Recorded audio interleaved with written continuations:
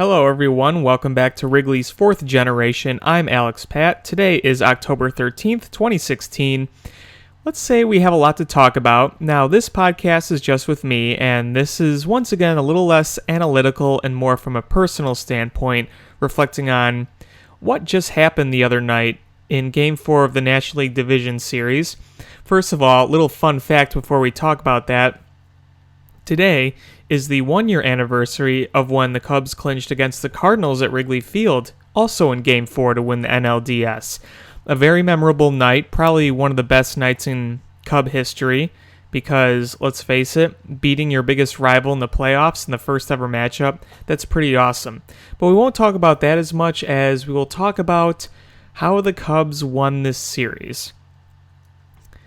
I think we all know what happened. We all remember what happened. We've all watched the highlights a million times. Down 5-2 in the 9th against the Giants in San Francisco. The Cubs are up 2-1, but it looks like we're going to a Game 5. First of all, if you look at the past few innings before the 9th inning, I mean, the Cubs more or less looked dead. They looked like they were screwed.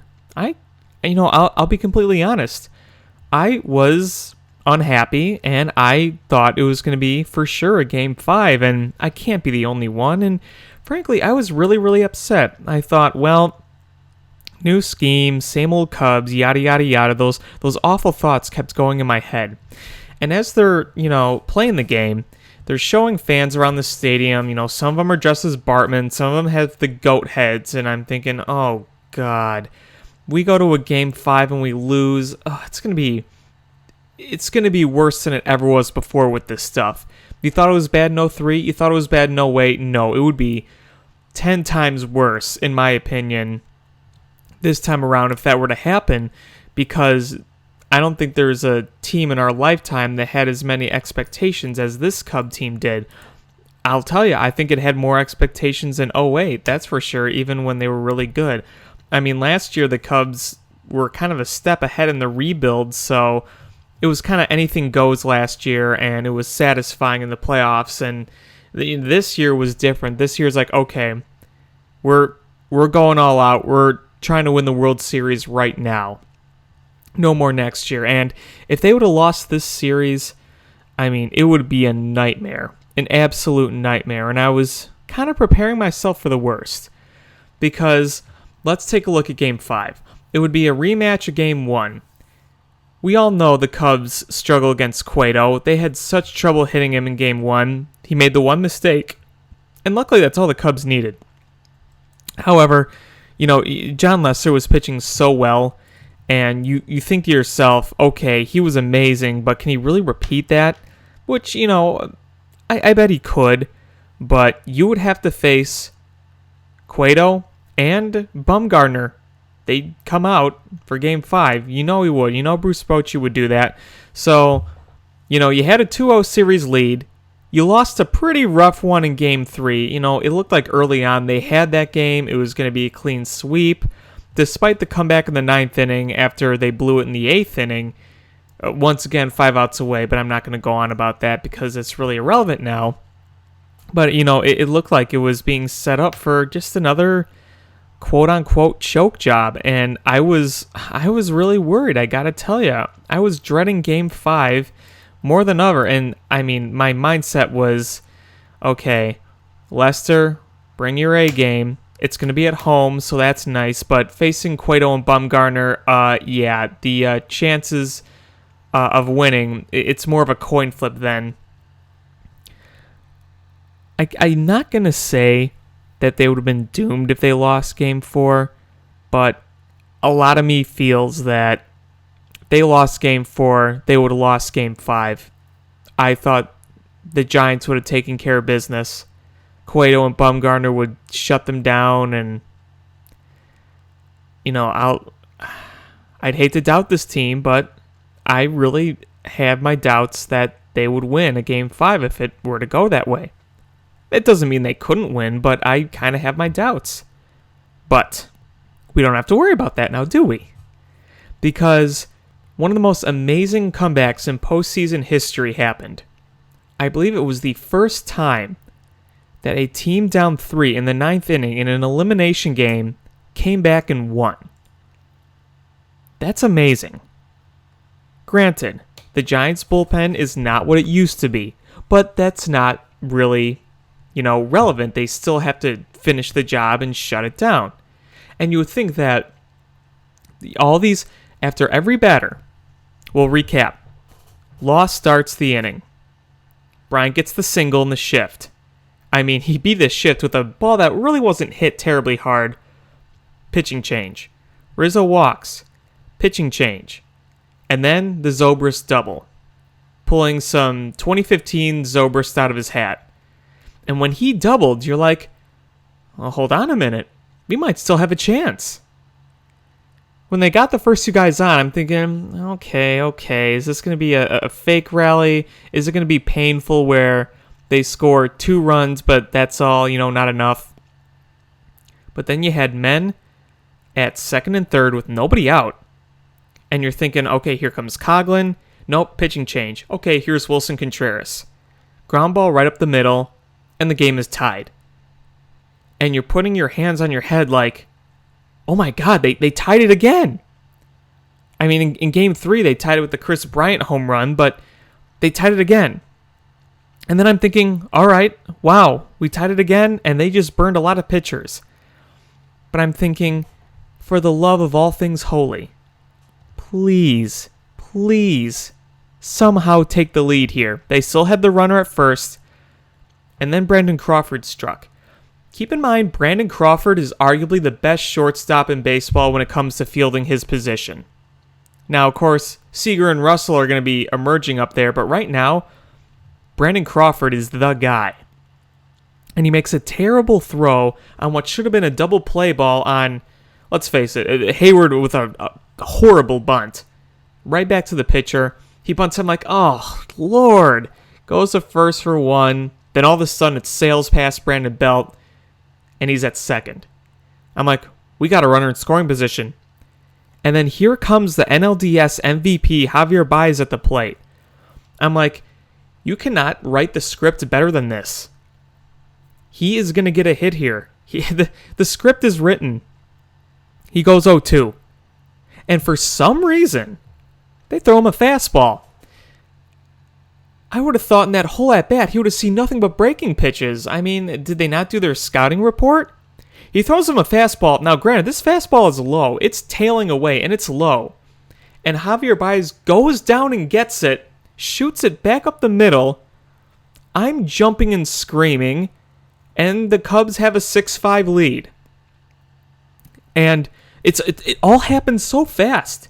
I mean, for an inning that had, walks and hits and, pitching changes left and right, it all happened really fast. You would think that kind of inning would drag on, and it probably did for Giant fans, but as a Cub fan, it all happened in such a blur that it went from doom and gloom to, oh my goodness, we're 3 outs away from clinching the division series in an epic comeback. So, it was on the road, so you're saying, all right, we still got to get 3 outs here. They have the 9-1-2 hitters. Yeah, because Brandon Belt made the final out, and Denard Span made the second out. And you're thinking, okay, Chapman, he's, frankly, besides Game 2, he's had his struggles. I mean, he barely hung on in Game 1, and then we all know what happened in Game 3 with Connor Gillespie, which is a story for another time. And then he strikes out the side with ease. And like the top of the 9th, it happened all so fast. It literally felt like from a blink of an eye, we're dreading Game 5 to, oh my goodness, we're going to the NLCS.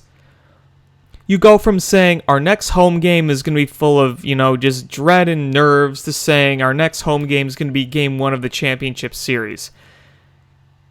Striking out the side after giving up the double to Connor Gillespie, as the triple, sorry, it was an RBI triple. I mean, talk about redemption right there. And I mean, he was just throwing easy 101, 102, 103, strikeout. Made quick work of Denard Span, who had killed the Cubs in that entire series. And then Brandon Belt, he fouled off a couple pitches, but ultimately threw him the high cheese, Belt had no chance to belt it, and it was over. And you had about, that stadium holds a little, I think it's like 45,000 in San Francisco. You had about 30-some thousand just stunned fans, and then you had the thousands of Cub fans who were jumping up and down and showing their W flags.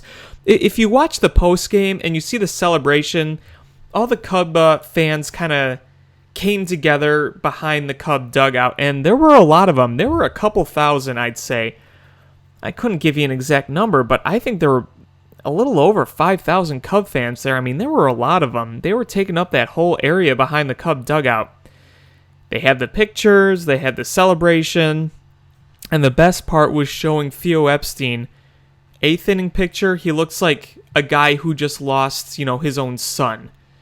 And then next thing you know, he's downing beers and celebrating like a madman. So, that night, when it was all happening, the celebration, the post-game, the champagne flying everywhere, I said, is this the best win in Cubs history? And you know what? I'm going to say it is. That was the best win in Cubs history. Sure, they won the World Series in 1907 and 1908. Winning a championship is a big thing, but consider everything. And also, the last time they won, baseball was very different back then. The Cubs had a 2.5% chance to win that game in the ninth. 2.5, not even 3% to win that game.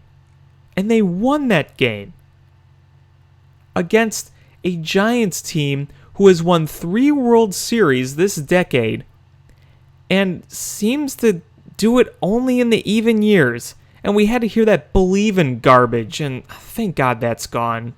I could go on a 5, 10, heck, even a half-hour rant on that stupid crap, but what was amazing is that not only how they did it, but they just show no fear in those positions.